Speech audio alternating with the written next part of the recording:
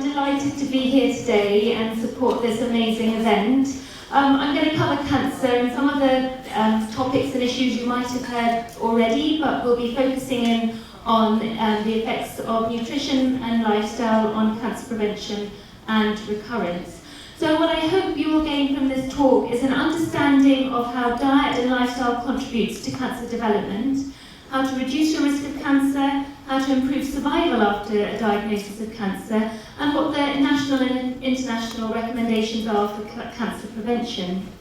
So just as a means of background, from the WHO data, cancer now is the top cause of death in Canada. It causes about a third of all deaths. 1 in 2 Canadians will develop cancer in their lifetime, and 1 in 4 will die of the disease. And every year there are about 200,000 cases newly diagnosed, and just over 80,000 people die of cancer. And of course 50% of these cancers are lung, colorectal, breast and prostate cancer, and I'll concentrate on these as examples.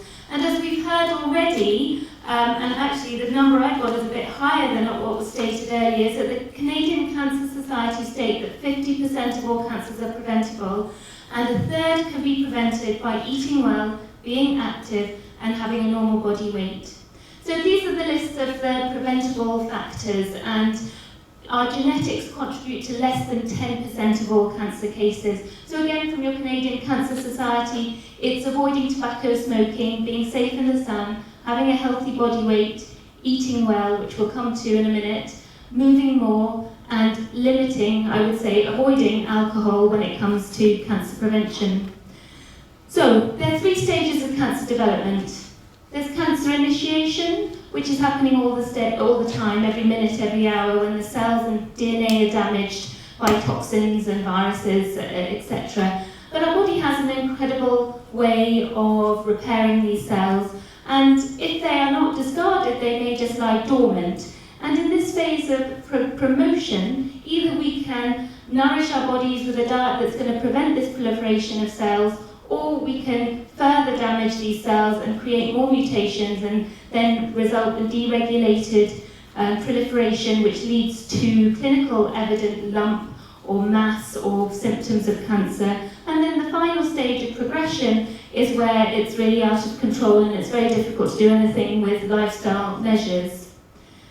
And we've already heard that there's a whole body of evidence ranging from ecological and observational studies through to randomized control studies, which have come together in meta-analysis, and then finally in international consensus relating diet, lifestyle to cancer prevention, and particularly the emphasis on a whole food plant-based diet. So what are the observational data? So at a very basic level, people have been observing for over a century that cancer is more prevalent in those that eat the most meat. So cancer is most frequent among the branches of human race where carnivorous habits prevail. That was Scientific America in 1892. And then in 1907, New York Times says the same, cancer increasing among meat eaters. And since that time, we have got stronger data supporting this.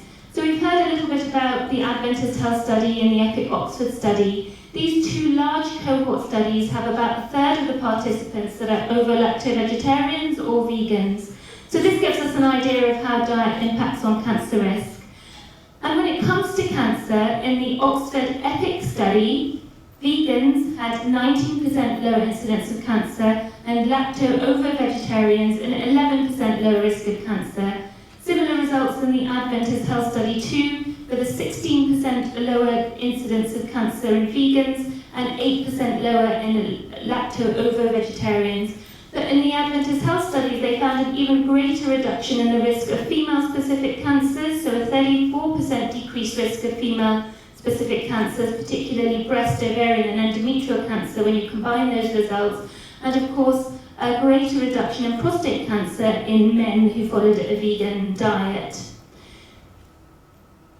Now, we've also heard that many studies don't have large numbers of vegetarians or vegans, but we have these amazing cohort studies, and these are data from the Nurses' Health Study and the Health Professionals Follow-Up Study, and it looked at 5 healthy lifestyle factors in over 170,000 men and women. So these factors were whether somebody had smoked ever, whether they were a healthy weight, eating a healthy diet, physically active, and whether they drank moderate rather than excessive alcohol. And when they looked at diet, they used the Alternate Healthy Eating Index, which really gives positive marks or positive points for all these whole plant foods: vegetables, fruits, whole grains, unsaturated fats, which are obviously from plant sources, and omega-3 fats that can be from fish or plant sources, and a positive mark for low intake of red meat, processed meat, and other processed foods. And what did they find?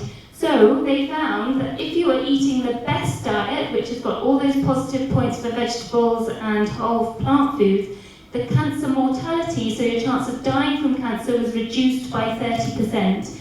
If you had all those 5 healthy lifestyle factors, your risk of dying from cancer was reduced by 65%. And obviously, as a happy side effect, you also had a vastly reduced incidence and chance of dying from cardiovascular disease. And not only was the incidence of disease less, at the age of 50, if you had all of those 5 healthy lifestyle factors, men lived 12 years longer and women lived 14 years longer, mainly because they were not dying of cardiovascular disease and cancer.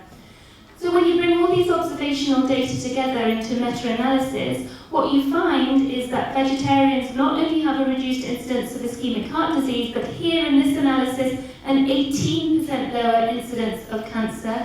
And then a more thorough and recent meta-analysis from 2017, you can see in the highlighted box at the bottom that vegans have a 15% reduced risk of developing cancer in their lifetime.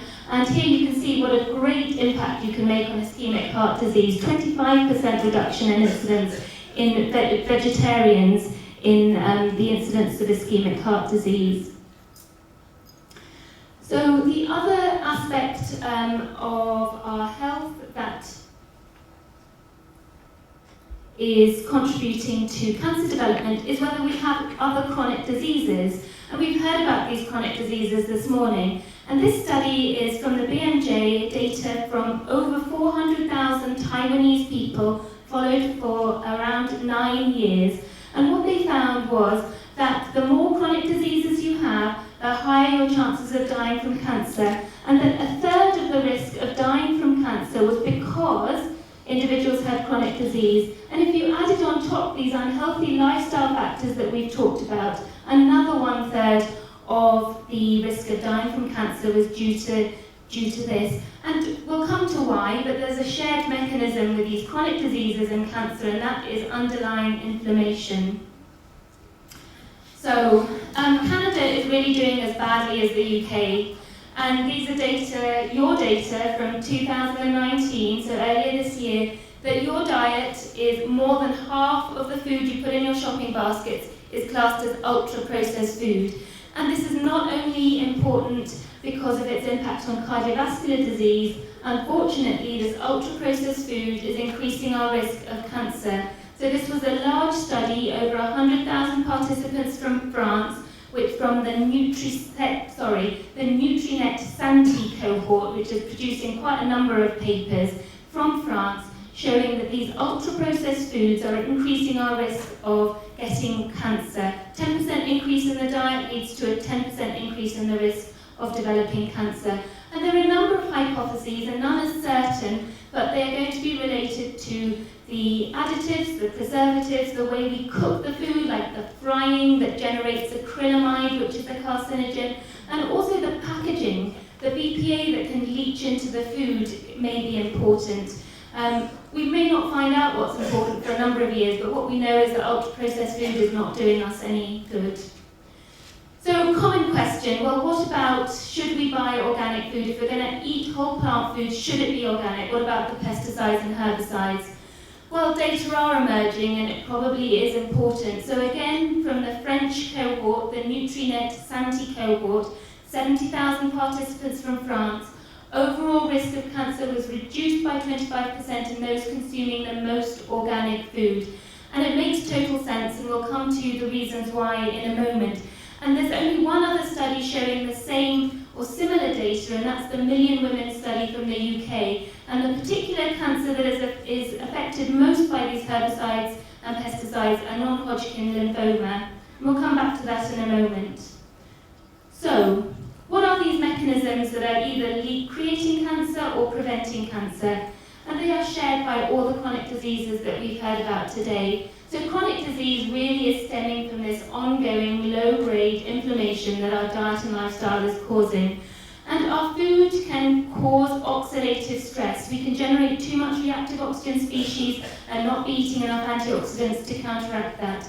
The dyslipidemia, the saturated fat leading to high blood cholesterol, and then the deposition of this fat into the cells and in the organs is creating inflammation and organ dysfunction. The gut microbiome is also becoming important in cancer prevention and progression. And of course, cancer is, the hallmark of cancer is deregulated cell growth, which can be promoted by the diet that we eat. So how does a plant-based diet help? Well, firstly, we avoid carcinogens. The diet is low in calorie but really high in nutrients, these antioxidants and these anti-inflammatory compounds that really get to the root cause of the disease. A whole food plant-based diet high in fibre generates a diverse and healthy microbiome, the generation of short-chain fatty acids that is required for the health of the gut and for the health of our immune system. And it improves our hormone profile. So eating plant-based reduces your blood estrogen level, reduces insulin levels and insulin-like growth factor levels. So again, you are doing just as badly as the UK, and obesity is soaring. And sadly, obesity now is the second top cause of cancer after tobacco smoking, for those same reasons, the low-grade inflammation that it causes. And 13 different cancers are caused by being overweight. Some of our commonest cancers, so breast cancer and bowel cancer, but also some of the rarer cancers are more difficult to treat, the pancreatic and esophageal cancers. And of course, we've learned today already that our diet pattern makes a big difference in terms of our body weight. These data are from the Adventist Health Study showing that the only diet pattern to maintain a healthful weight throughout life are the vegans, those that are avoiding all animal-based products. And the mechanisms by which obesity generates cancer is firstly through generating high levels of estrogen, which drives female-derived cancers, by raising our insulin and other growth hormone levels and resulting in cell proliferation, and as I've said already, creates inflammation by releasing chemicals and cytokines that encourage our cells to grow. So, briefly mentioned by Larry already, but the WHO classified processed meat in 2015 as a group 1 carcinogen. It causes cancer, and this was in relation to colorectal cancer, but of course, since then we know it increases the risk of breast cancer, prostate cancer, and pancreatic cancer, to name a few. And red meat has been classified as a group 2A carcinogen. It probably causes cancer. And of course, we have to understand what this actually means to the individual. The strength of evidence is just as strong for meat and cancer as it is for tobacco smoking and cancer, but the risk to the individual is going to be less, but that doesn't make it any less important. So here for Canada, more than 5,000 cases of colorectal cancer are caused every year by eating red and processed meat. And what are the reasons for this? Well, for processed meat, the primary cause is thought to be the preservatives, which are the nitrites and nitrates, which are converted into the gut to N-nitroso compounds, which damage cells and DNA. There is also heme iron, which we've heard about already, which is pro-oxidant and pro-inflammatory, but it also is converted to N-nitroso compounds in the gut. And we mainly get this heme iron from the red meat. The cooking of any animal flesh, whether it be red meat or poultry, generates cancer-causing chemicals. So that is polyaromatic hydrocarbons or heterocyclic amines. And of course, when you're eating red and processed meats, you're crowding out the whole plant foods, which then mean your diet is devoid of fibre, antioxidants, and phytochemicals that are so important in preventing cancer. So just coming back to the other carcinogens that we are probably exposed to. Again, in 2015, a number of herbicides and pesticides were classified as probable carcinogens. And when you look here, glyphosate, which we've heard a lot about because there have been some successful lawsuits against Monsanto and Bayer for causing non-Hodgkin lymphoma. Here it says there's evidence that glyphosate exposure from Roundup, for example, can cause non-Hodgkin lymphoma, as can pesticides and herbicides.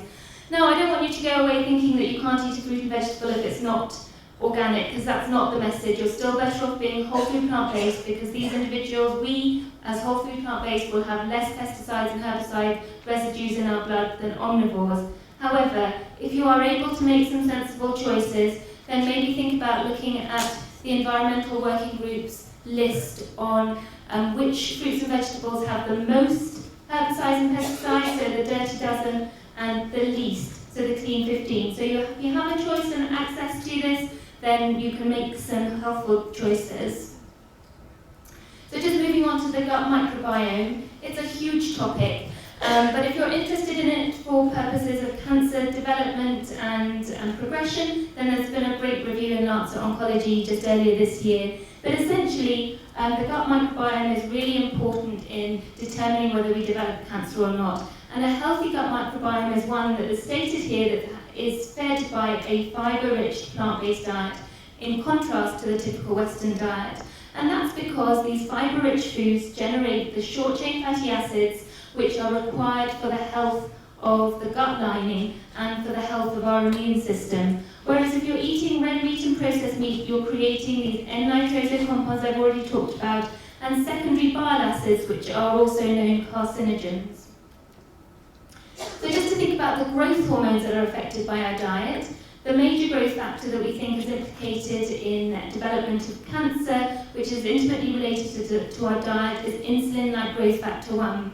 And we've learned a lot about this growth factor from the study of a rare group of individuals who suffer with Laron syndrome, which is a form of dwarfism, and they have a mutation in their growth hormone receptor gene, which means that they have a very low level of IGF-1, and they very rarely develop cancer. In fact, they virtually never develop cancer. And then when we look in individuals, typical Americans, so this was 7,000 Americans followed for 18 years, those who ate a low protein diet, so coming back to the importance of protein, more is not better, low protein was associated with a reduction in IGF-1, and particularly those eating the most protein from animal sources had high levels of IGF-1 and a 4 times increased risk of dying from cancer. And we know that a whole food plant-based diet or a vegan diet results in the lowest levels of IGF-1 in the blood, and that's compared to a low-calorie diet and a Western diet. So just to move forward to considering dairy, and we've heard a little bit about dairy and cancer, but the strongest association is with the consumption of dairy and the development of prostate cancer. And the EPIC Oxford study found that a 22% increased risk of prostate cancer with dairy consumption. And with all things in medicine, there is a dose response. So 35 grams a day of dairy protein increases the risk of prostate cancer by 32%.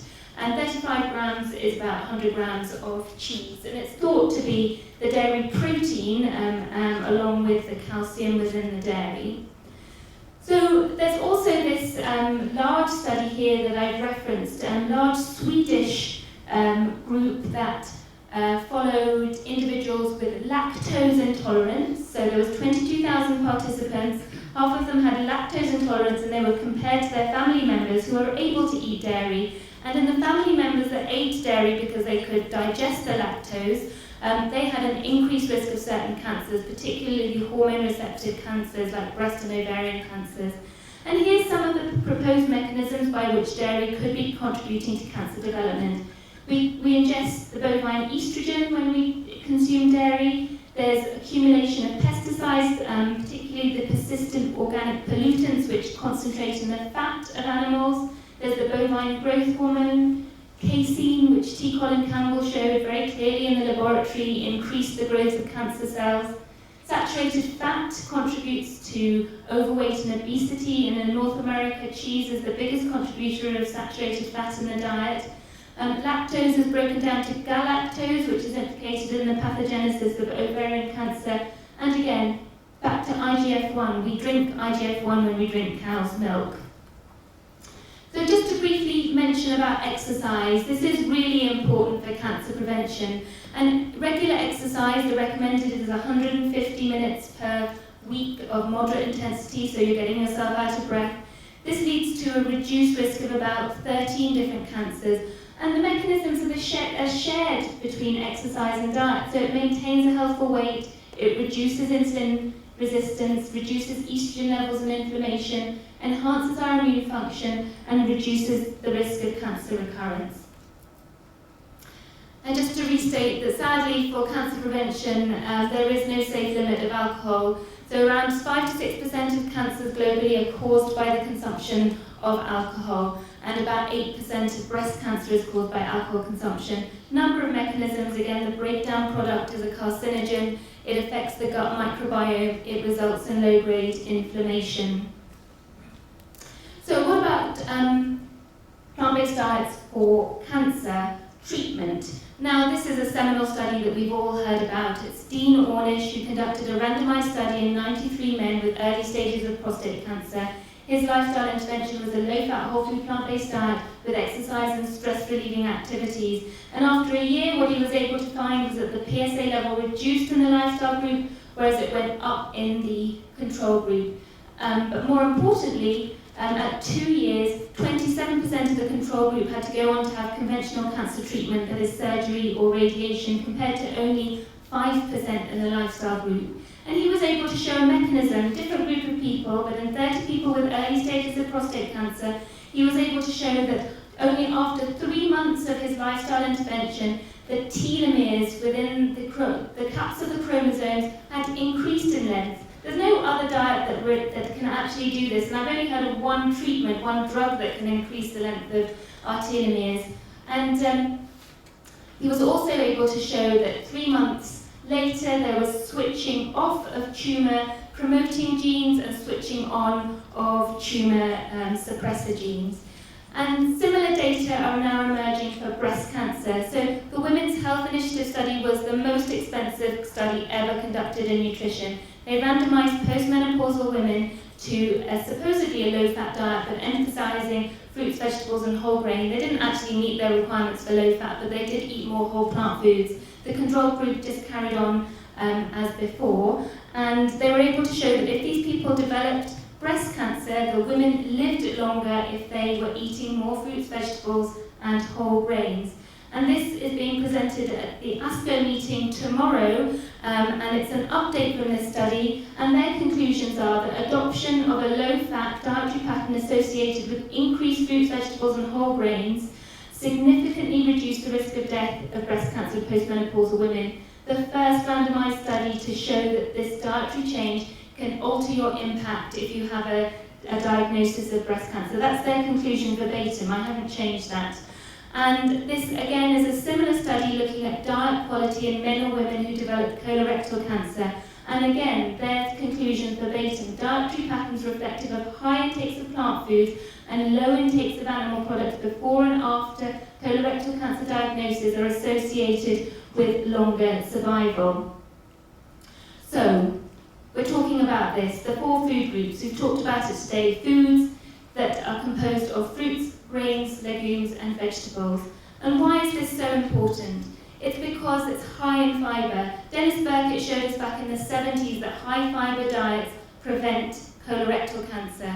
And since then, meta-analysis have shown us that as we increase our fibre from 20 grams a day to 40 grams a day, we halve the incidence of colorectal cancer.